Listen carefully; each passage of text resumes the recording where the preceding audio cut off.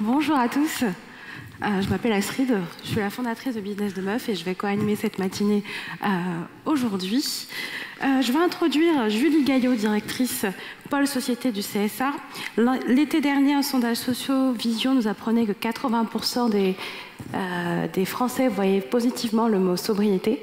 L'idée aujourd'hui, c'est de voir quel est le retour. C'est toujours le cas, c'est toujours bien perçu. Donc je vais accueillir Julie. Merci Julie.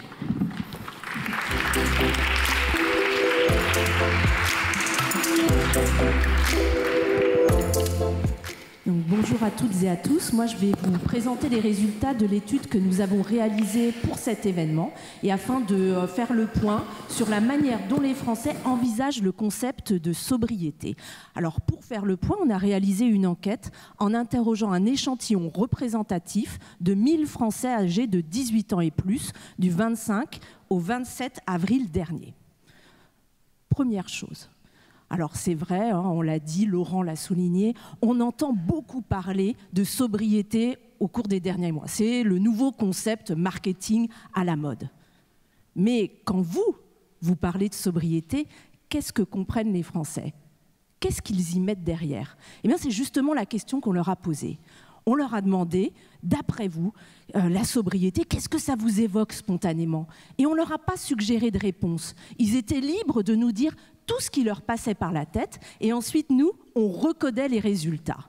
Et regardez un peu, c'est assez surprenant, la structure des réponses. Parce que quand vous leur parlez sobriété, en fait, eux, ils l'entendent vraiment au premier degré, c'est-à-dire être sobre au sens quasi éthylique du terme. Hein. Vous voyez, c'est « je suis sobre, j'ai pas bu d'alcool, je bois de l'alcool avec modération, etc. etc. » Donc, ce qui veut nous dire qu'il y a peut-être un petit décalage entre la façon dont vous concevez le concept de sobriété et la manière dont eux, ils le comprennent. Puisque une fois qu'ils ont dit ça, bon, après, éventuellement, ils nous parlent d'écologie, d'énergie, de modération, de mode de vie ou encore de comportement. Mais vous voyez bien que cela suscite un univers d'évocation qui est extrêmement divers et varié et qu'ils n'y mettent pas forcément la même chose que vous. Alors, une fois qu'on a dit ça, évidemment, on a fait une sorte de remise à niveau parce qu'on n'allait pas leur faire toute une étude sur la sobriété alors qu'eux, ils pensaient à l'alcool.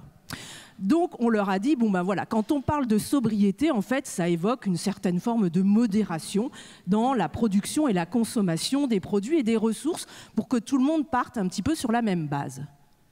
Et une fois qu'on a dit ça, on leur demande est-ce que c'est pour vous quelque chose, cette sobriété, de prioritaire, d'important ou de secondaire? Ce que vous voyez ici, c'est que 86% des Français nous disent que c'est important pour eux, cette sobriété. Formidable. Mais seulement 31% quelque chose de prioritaire. Bon, ce qui veut dire que c'est important, mais c'est peut-être pas la priorité number one dans leur vie en ce moment. Ce qui est important quand on fait des sondages aussi, c'est de regarder un peu, voilà, qui dit quoi en fonction des différentes catégories de population. Et vous voyez ici que chez ceux qu'on appelle les CSP+, les cadres, les professions libérales, ils sont 90% à nous dire que c'est important pour eux la sobriété, soit 4 points de plus que l'ensemble de l'échantillon. Autrement dit, ce sont les catégories de population avec le pouvoir d'achat qui va être le plus élevé qui peuvent se permettre le luxe de cette sobriété. En d'autres termes, et si je caricature un peu, on a presque envie de dire la précarité, c'est pour les pauvres, la sobriété, c'est pour les riches. Parce que la sobriété, aujourd'hui, il faut savoir que c'est un concept, voilà, de manière assez surprenante, qui a plutôt des connotations très positives dans l'opinion publique. Ce que vous voyez ici, c'est qu'ils sont 63% à nous dire que voilà, c'est plutôt positif la sobriété, et ce qui veut bien dire que finalement, c'est pas quelque chose qui va être associé à de la punition, à de la restriction, à de la privation, mais c'est plutôt quelque chose qui va être associé à quelque chose de positif vers du mieux.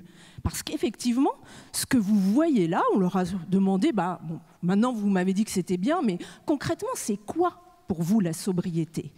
Et vous voyez sur ces résultats que pour les Français, la sobriété, finalement, c'est pas du moins, c'est plutôt du mieux. Ils nous disent, pour plus d'un Français sur deux, c'est consommer moins et mieux.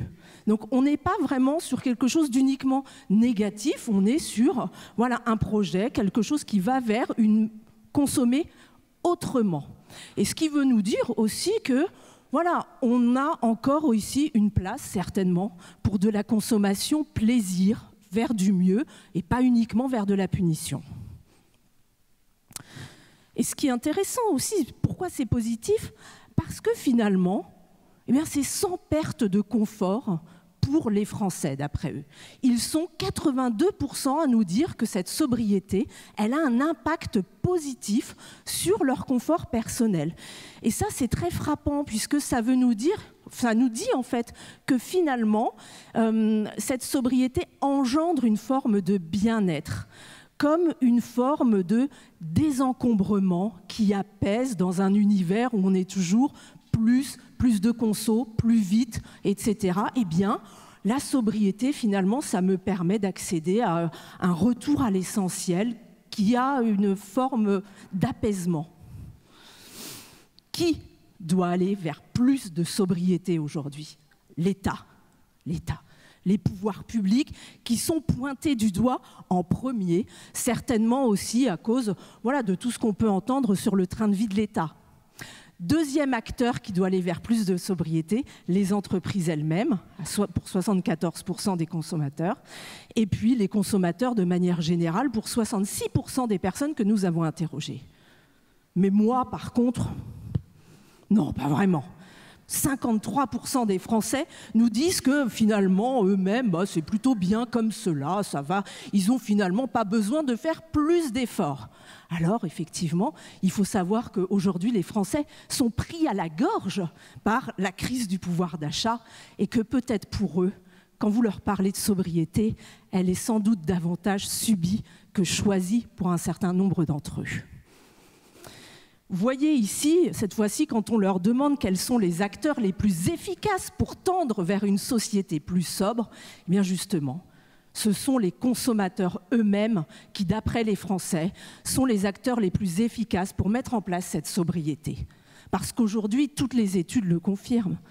La citoyenneté, finalement, elle se vit moins dans les urnes que dans les supermarchés et le consommateur citoyen est souvent quand même assez tenté de voter avec son portefeuille. Et c'est en changeant ses modes de vie, son comportement, ses choix de consommation qu'il agit pour le bien-être sociétal. Et c'est ce qu'il nous dit là. Quand on parle des secteurs, quels sont les secteurs les plus attendus en matière de sobriété ? Sans surprise, c'est le secteur énergétique, puisque, voilà, vous l'avez souligné d'ailleurs à plusieurs reprises. Aujourd'hui, on a beaucoup parlé au cours des derniers mois, de l'hiver dernier, de la sobriété énergétique, et on voit que ça a largement marqué les esprits. C'est d'ailleurs le secteur dans lequel les Français sont le plus prêts à changer leurs habitudes. Preuve s'il en est que la campagne du gouvernement sur les éco-gestes a été ultra efficace.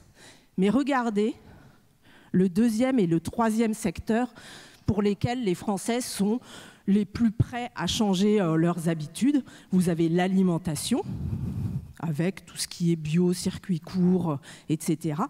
Mais vous avez aussi le textile et l'habillement, le deuxième secteur, ce qui peut parfois, voilà, quand on voit notamment le week-end dernier, par exemple, je ne sais pas si vous avez vu ces files d'attente, c'est que de 3 heures devant le pop-up store de chez Shein.